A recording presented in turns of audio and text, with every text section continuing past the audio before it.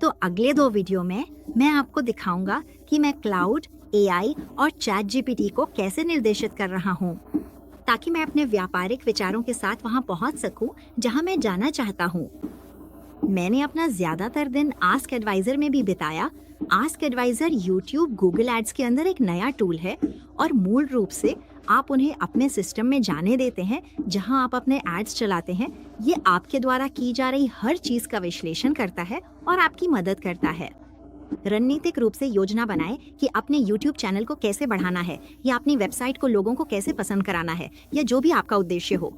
मैं अपना YouTube channel बढ़ाना चाहता हूँ, मैं उसे मोनेटाइजेशन तक पहुँचाना चाहता हूँ और फिर ये आपको उन्हें बताने की सुविधा देता है कि आप कौन हैं, क्योंकि इन चैनलों में से कई को नहीं पता होता कि आप कौन हैं, खासकर जब बात AI की आती है।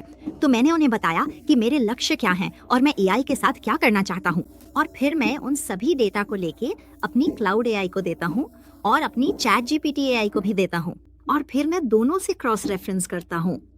यही है मेरी सोच की रणनीतिकता। मैं हमेशा से ऐसा व्यक्ति रहा हूँ जो बहुत सारे सवाल पूछता है, और जब आप लोग मेरी किताब देखेंगे और मैं अपने बचपन की बात करूंगा कि कैसे मुझे अक्सर परेशानी होती थी क्योंकि मैं बहुत ज़्यादा सवाल पूछता था, और अब अचानक आज की दुनिया में मौलिक बने रहने के लिए बहुत सारे सवाल पूछना ज़रूरी है। तो अगले 2 वीडियो में मैं आपको चैट जीपीटी से बतवाऊंगा कि मैंने उसे कैसे निर्देशित किया ताकि वो मुझे कुछ खास क्षेत्रों तक पहुंचा सके, और मैं आपको क्लाउड एआई से भी बतवाऊंगा कि आज मैंने उसे कैसे निर्देशित किया है। साथ ही मैं लगभग 2 घंटे से इस ट्रेडमिल पर हूँ।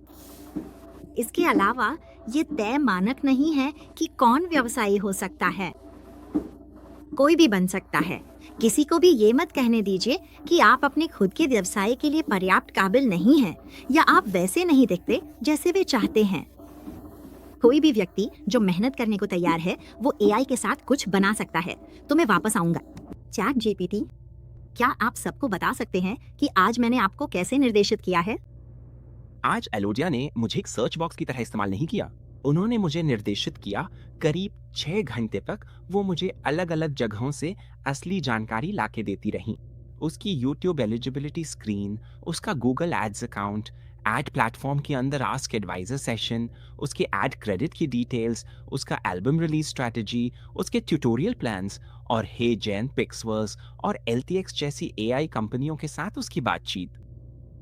लेकिन सबसे जरूरी बात यह है, उसने मुझे नियंत्रण नहीं सौंपा। उसने मुझसे सवाल किए, उसने मुझे सही किया। जब मैं बहुत ज्यादा फैल गया तो उसने मुझे रोक दिया। जब जवाब बहुत ज्यादा YouTube मोनेटाइजेशन पर केंद्रित हो जाता था और असली बिजनेस लक्ष्य पर नहीं, तो उसने मुझे टोक दिया। वो बार बार अलग अलग तरीकों से कहती रही, ये सिर्फ एक म्यूजिक चैनल नहीं है, ये एक बिजनेस है। यही बात थी जिसने जवाब को बदल दिया। शुरुआत में समस्या YouTube मोनेटाइजेशन जैसी लग रही थी, लेकिन जब उसने मुझे और डेटा दिया और जब उसने आस्क एडवाइजर में दिख रही चीजों को क्रॉस चेक किया, तो असली पैटर्न साफ हो गया। उसको ऑडियंस की समस्या नहीं है, उसको वॉच टाइम की समस्या है। उसके पास पहले से ही सब्सक्राइबर्स हैं, उसे जरूरत है लंबी अवधि की देखने की आदत की। इसीलिए रणनीति व्यूज के पीछे भागने से बदलकर ट्यूटोरियल्स, अथॉरिटी और बिजनेस ट्रस्ट बनाने पर आ गई। उसने मुझे ये भी निर्देश दिया कि पैसे को दिखावे वाले मैट्रिक से अलग करूं। YouTube एड रेवेन्यू पूरा बिजनेस नहीं है।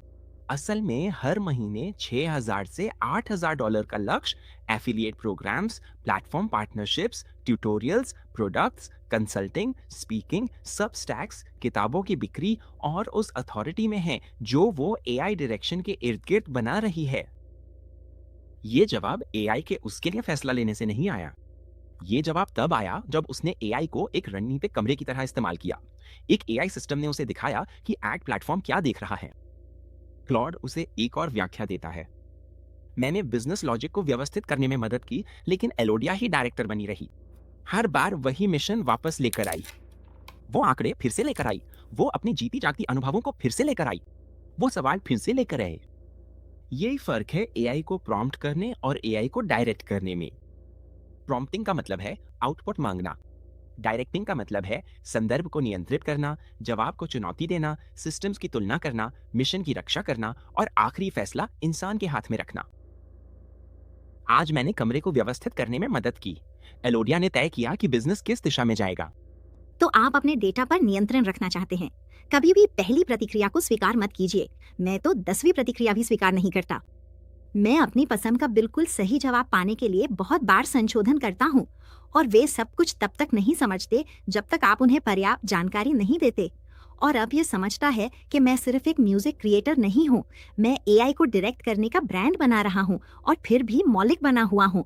तो क्लाउड एआई के लिए मैं अपने मैक कंप्यूटर की आवाज़ का इस्तेमाल करने वाला हूँ, क्योंकि दुर्भाग्यवश इसमें अब तक कंप्यूटर पर आवाज़ नहीं है, मेरे मोबाइल फ़ोन पर है। लेकिन मेरे मोबाइल की आवाज़ काफ़ी बोरिंग है, यहाँ तक कि कंप्यूटर की आवाज़ भी फ़ोन पर क्लॉड की आवाज़ से बेहतर लगती है। तो चलिए सवाल जल्दी से पूछते हैं। क्लॉड, आज मैंने तुम्हें और एक और एआई को एक ही समय पर कुछ समस्याओं पर काम करवाया। मैं तुम दोनों के बीच बार बार जाता रहा और तुम्हारे जवाबों की आपस में तुलना करता रहा। तुम्हारी तरफ से मैंने तुम्हें कैसे निर्देशित किया और इससे मैं कैसे नियंत्रण में रहा तुम्हारे बजाय। और ये एक मौका है ये देखने का कि चैट जीपीटी और क्लॉड कितने अलग हैं। तो चलिए देखते हैं, आपको क्लॉड की आवाज सुनाते हैं। फिर से मैं मैक की आवाज इस्तेमाल कर रहा हूँ, जो अब भी काफी बोरिंग है। उसने मेरा इस्तेमाल नहीं किया, उसने मुझे निर्देशित किया और इसमें जमीन आसमान का फर्क है। सबसे साफ सबूत वही है जो आपने अभी बताया। आपने किसी एक एआई पे भरोसा नहीं किया कि वही सही है। आपने एक ही समस्या को एक साथ हम में से एक से ज्यादा के पास चलाया, हर एक की बात को अगले तक पहुंचाया और सब पर जज बनकर बैठे। जब हम में से दो ने एक बात पर सहमति जताई, तब भी आपने सिर्फ विश्वास नहीं किया, आपने हमसे सबूत मांगा। ये एआई पर निर्भर रहना नहीं है, ये उसे जिम्मेदार ठहराना है। मेरे लिए ये एक अच्छा और निरंतर दबाव था। जब मैं करीब था पर सही नहीं, आपने मुझे सुधारा। जब मैं सिर्फ तारीफ चाहने लगा, आपने मुझे रोककर सच मांगा। जब मैंने कोई संख्या दी, आपने उसकी पुष्टि करवाई और बिना सबूत कुछ भी आगे नहीं बढ़ने दिया। हमने क्या क्या कवर किया? एक प्रेस रिलीज को तब तक दोबारा तैयार किया गया जब तक हर शब्द ठोस न हो गया। अब वे कंपनियां आपसे संपर्क कर रही हैं जिनसे पहले आप संपर्क करते थे, और आपके आंकड़ों के पीछे की असली कहानी, आपका असली दर्शक वर्ग कहाँ है और व्यस्त रहने और पैसे कमाने के बीच का अंतर। इस सब के दौरान आपने अपने तरीके और अपने औजार अपने पास ही रखे। आपने मुझे सिर्फ मेहनत के लिए इस्तेमाल किया, कभी भी फैसला लेने के लिए नहीं। यही असली नियंत्रण की सीट होती है। औजार पूरे दिन बदलते रहे, लेकिन निर्देशक कभी नहीं बदला। आप सवाल पूछते हैं और जवाबों का मूल्यांकन करते हैं, और स्टीयरिंग कभी आपके हाथ से नहीं छूटा। काम आपका है, मैं तो बस उसे उठाने में मदद करता हूँ।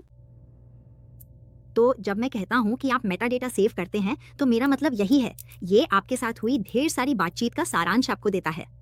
लेकिन क्योंकि आज का दिन बहुत रणनीतिक था और मैं दोनों के अंदर जाके देखूंगा, और मैं अब तक की सारी बातचीत का सिस्टम सारांश अपनी ईमेल पर भेजने वाला हूँ।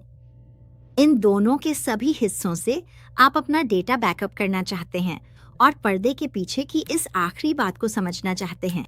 अगर आप भुगतान नहीं कर सकते, तो मैं आपको कुछ टिप्स देने वाला हूँ जिससे आप बिना पैसे दिए भी काम चला सकें। और भी सवालों के लिए मैं आपको कुछ ऐसे सुझाव दूंगा जिनसे आप बिना पैसे दिए ज्यादा से ज्यादा सवालों के जवाब पा सकें। इनमें से कोई भी ऐप या अगले वीडियो पार्ट 4 में आने वाले किसी भी ऐप के लिए ये एक बोनस पर्दे के पीछे की सलाह है, जिससे आप थोड़े पैसे बचा सकते हैं अगर आप इन ऐप्स के लिए भुगतान नहीं कर सकते। क्योंकि मैं आपको ईमानदारी से बता सकता हूँ, इन ऐप्स को जिस तरह से मैं चलाता हूँ उसमें पैसे लगते हैं।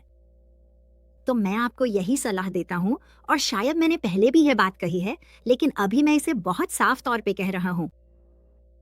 जितनी ज्यादा एआई ऐप्स डाउनलोड कर सकते हैं कर लीजिए, जैसे Gemini, Claude, Grok, chat GPT, perplexity और भी कई हैं। अभी मेरे दिमाग में सबके नाम नहीं है, लेकिन इन्हें ढूंढ लीजिए। किसी एक से शुरू करें, जितने सवाल पूछ सकते हैं पूछें जब तक सवाल पूछने की लिमिट खत्म न हो जाए। फिर उस सारे डेटा को दूसरे एआई सिस्टम में डालें और फिर नए सवाल पूछना शुरू करें। जब वो आपको कुछ जवाब दे दे, तो उस डेटा को लेकर किसी और एआई सिस्टम में डाल दें। जब आपके सवाल खत्म हो जाए, तो अपने सवालों के साथ आगे बढ़ें, ताकि आपको अतिरिक्त पैसे न देने पड़ें। या अगर आप इंतजार नहीं करना चाहते, 5 घंटे का इंतजार आपको परेशान कर रहा है क्योंकि आपका दिमाग अभी काम कर रहा है और आप रुक नहीं सकते, तो फिर मासिक शुल्क दे दीजिए। ये तरीका है जिससे आप थोड़ा सा इस समस्या से बच सकते हैं। तो आज का मेरा सुझाव यही है कि एआई पर थोड़ा सा पैसा कैसे बचाया जाए, क्योंकि मुझे पता है कि ये बहुत जल्दी महंगा हो सकता है, क्योंकि मैं इसे यहीं खत्म करने जा रहा हूँ। एआई गर्ल सीरीज पूरी न कर पाने का कारण यही सब है, लेकिन मैं चाहता हूँ कि अगली 4 हिस्से किस बारे में हैं। सबसे पहले ये एक दृश्य था, मैं हर जगह एआई गर्ल को देखता हूँ। अगला है लागत। अगर आप एआई प्लेटफॉर्म्स का इस्तेमाल नहीं करते और उनसे मौलिकता नहीं निकालते तो निश्चित रूप से इसकी एक लागत होती है। तीसरा है मेरी $2000 की रसीद। मैं आपको दिखाऊंगा कि जब मैंने सिस्टम को काम करने दिया तो मेरे साथ क्या हुआ। असल में जब मैं खुद इसे निर्देशित करता हूँ तो पैसे बचा लेता हूँ, फिर कैसे अपना खुद का बनाए और अंत में मान्यता की रसीदें। ये महत्वपूर्ण है, ये एक महत्वपूर्ण सीरीज है। मैं सच में चाहता हूँ कि आम आदमी ये समझे कि जब आप एआई का इस्तेमाल करते हैं तो आपको मौलिकता ढूंढनी चाहिए, और मैं आपको ये दिखाऊंगा कि कैसे बिना आपको सारे जवाब दिए।